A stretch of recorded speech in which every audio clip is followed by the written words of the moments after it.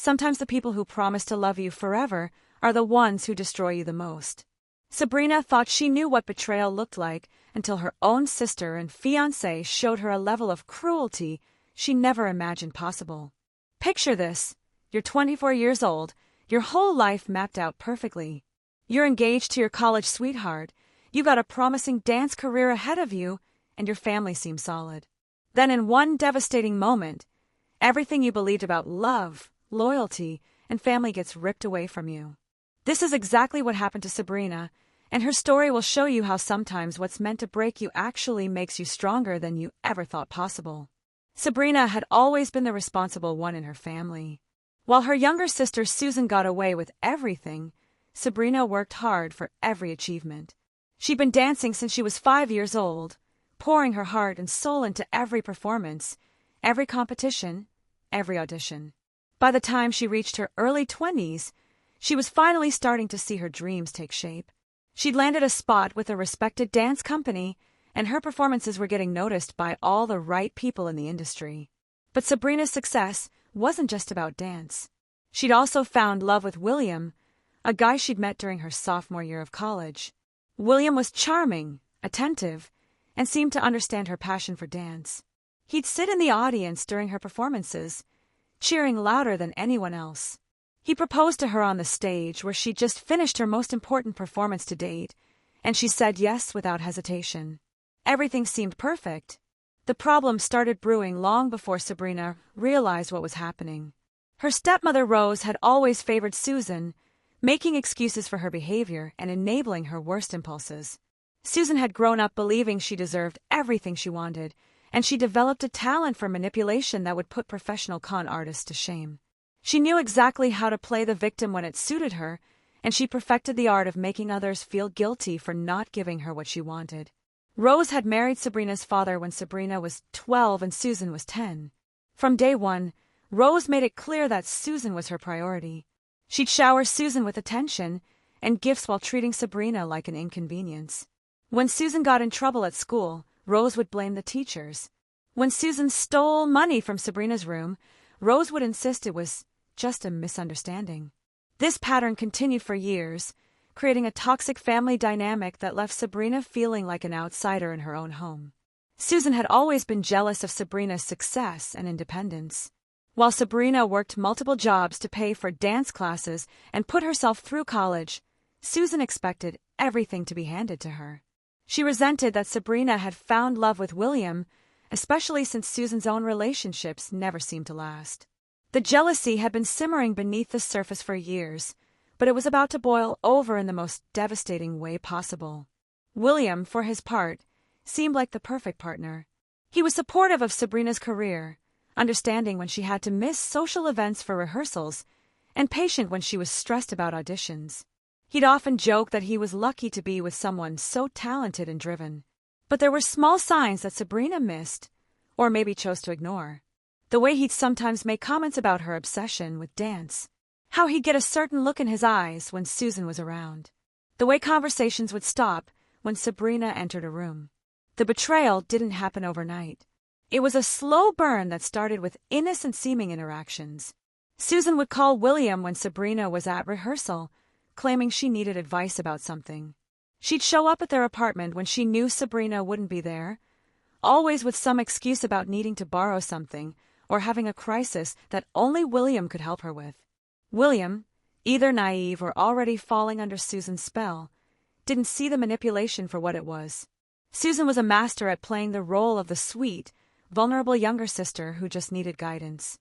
She'd confide in William about her problems, making him feel important and needed. She'd cry on his shoulder about her failed relationships, making him feel like he was the only one who truly understood her. She'd praise him for being so much more mature and stable than the guys she usually dated. Slowly but surely, she was weaving a web that would trap them both. Meanwhile, Sabrina was completely focused on her career. She'd just been offered a lead role in an upcoming production, something she'd been working toward for years. The rehearsal schedule was intense, requiring her to be at the studio from early morning until late at night. She was exhausted but exhilarated, finally feeling like all her hard work was paying off.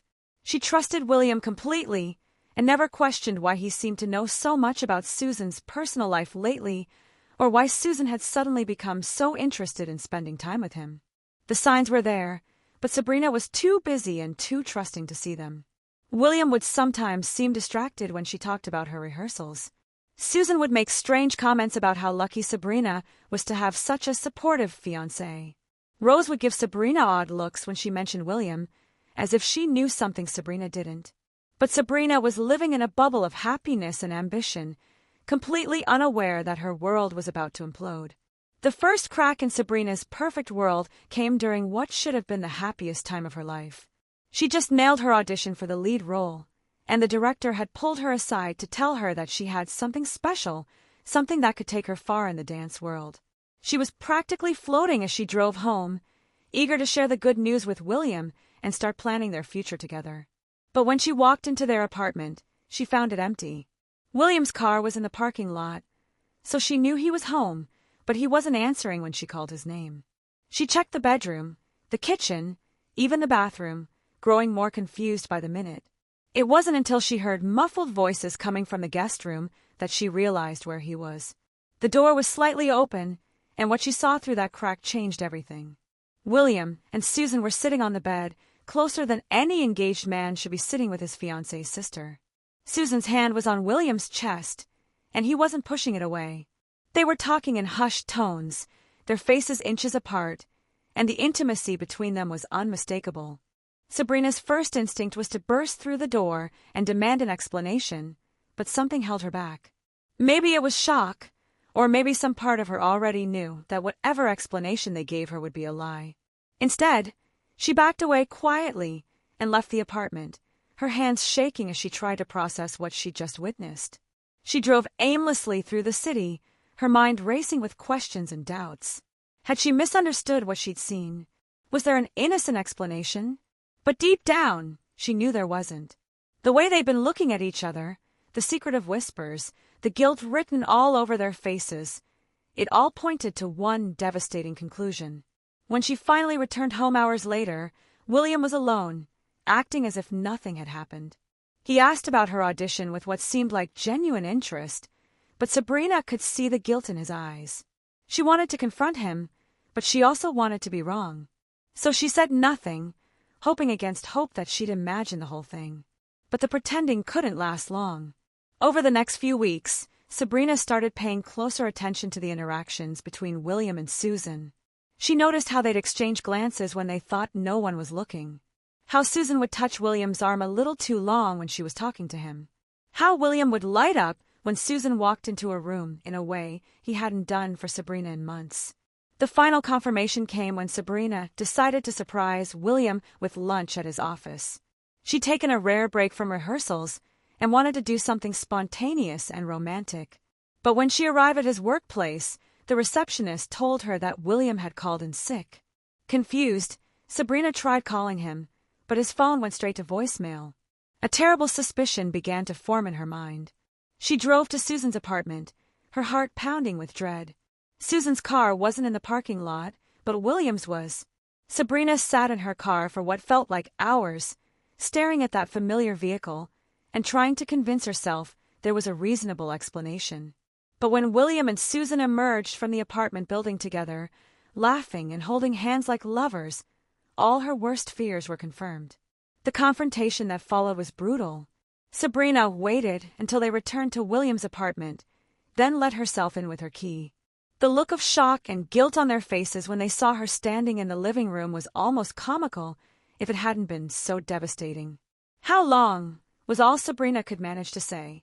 The silence that followed was deafening. William couldn't meet her eyes, and Susan actually had the audacity to look defiant, as if Sabrina was the one who had done something wrong. "Sabrina, we can explain," William finally said, his voice barely above a whisper. "Explain what? How you've been sneaking around with my sister behind my back. How you've been lying to my face for months while I've been planning our wedding." Sabrina's voice was getting louder with each word, years of suppressed anger finally finding their way to the surface. Susan, true to form, immediately tried to play the victim. She started crying, claiming that she never meant for it to happen, that she was just so lonely, and William was so kind to her.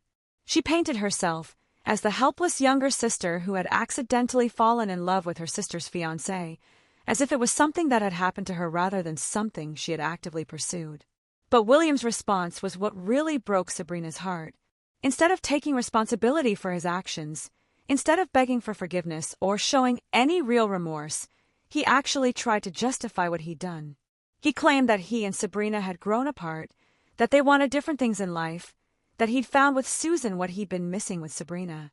"You're always so busy with dance," he said, as if that somehow excused his betrayal. "Susan understands me in a way you never did." The words hit Sabrina like physical blows. Here was the man she'd planned to marry, the man she'd trusted with her heart, not only admitting to his betrayal but actually blaming her for it. And her own sister, the person who should have been loyal to her no matter what, was nodding along as if William's excuses made perfect sense. The worst part about betrayal isn't the initial shock, it's the way it infects everything that comes after. Sabrina's world didn't just crumble in that moment of confrontation. It continued to fall apart piece by piece over the following weeks and months. First came the wedding cancellation. Sabrina had to make phone calls to vendors, explain to friends and family that the wedding was off, and deal with the embarrassment of having to return gifts. But the hardest part was telling her father. He'd been so proud of her engagement, so happy that she'd found someone who seemed to love and support her dreams. When she told him what had happened, she watched his face crumble with disappointment and anger. "I knew there was something wrong with that boy," he said, pulling her into a hug. "And Susan, I don't know what Rose has done to that girl, but this isn't the daughter I raised." But Rose's reaction was what really showed Sabrina how deep the family dysfunction ran. Instead of being outraged by Susan's behavior, Rose actually defended her. She claimed that Susan couldn't help who she fell in love with, that sometimes these things just happened, and that Sabrina was being selfish for not wanting her sister to be happy. "Love is love," Rose said with a straight face, as if Susan had found her soulmate instead of deliberately seducing her sister's fiancé.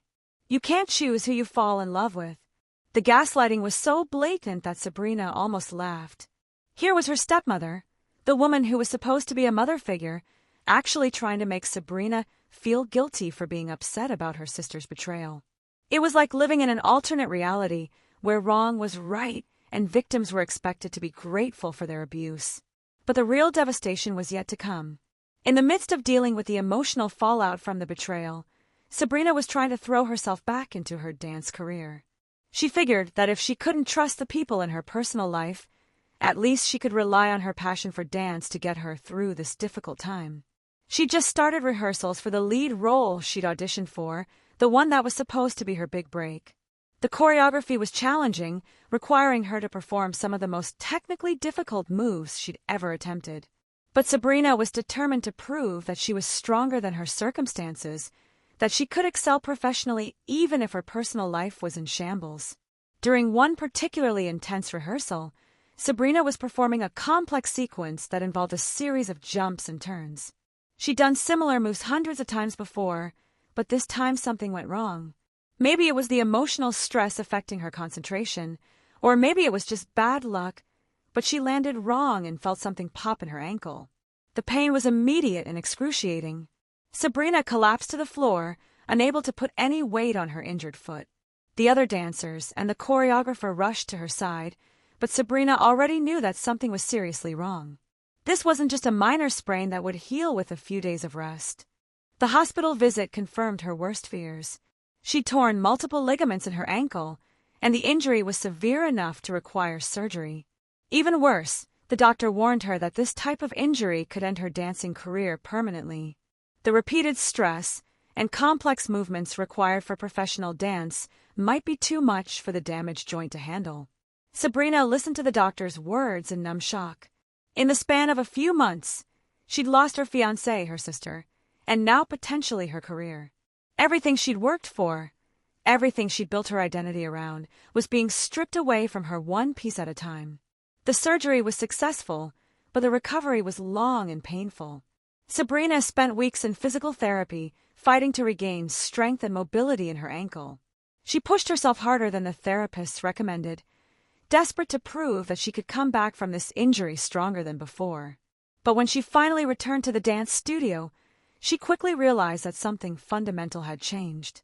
The injury had robbed her of some of the precision and confidence that had made her special as a dancer. She could still move, still perform most of the basic techniques, but the fearless athleticism that had set her apart was gone. The first time she tried to perform the type of complex jump that had caused her injury, she froze. Her body simply wouldn't respond to her commands, paralyzed by the fear of getting hurt again. She tried again and again, but each attempt was worse than the last. The other dancers tried to be supportive, but Sabrina